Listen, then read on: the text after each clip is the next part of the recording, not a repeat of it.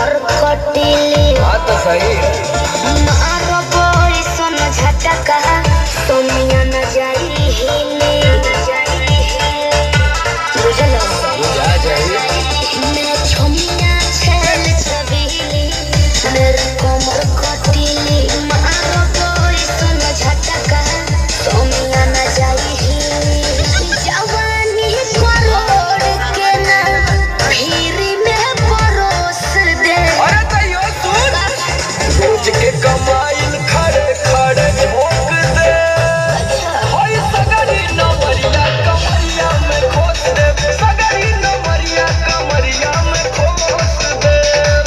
अरे पीका भर के पैसा ले जेबी पगली राजा हो जेबी राजा पगला है बड़का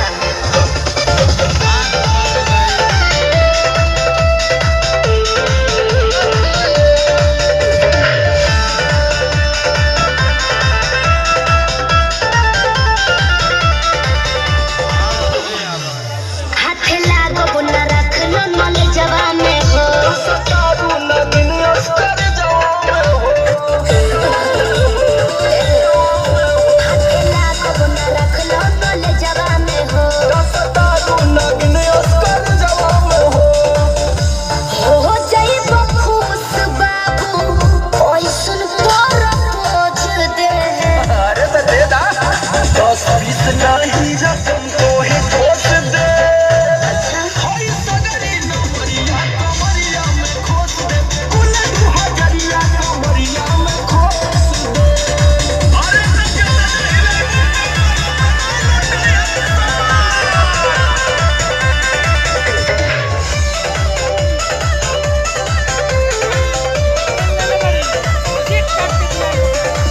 आँख चढ़ल बा तोहर शराबी नियम के तोहके कितनी भोरे में पी हो बाहुबली जैसा आँख चढ़ल बा तोहर शराबी नियम के तोहके कितनी भोरे में पी हो तोट गहना भीरी धोके कोरावा में दबोच ले। हाय हाय हाय रे समर आलोक पीछे आई जब ठोक दे हाय सगरी नमरिया कमरिया में खोस कुल जरिया कमरिया में खोस दे।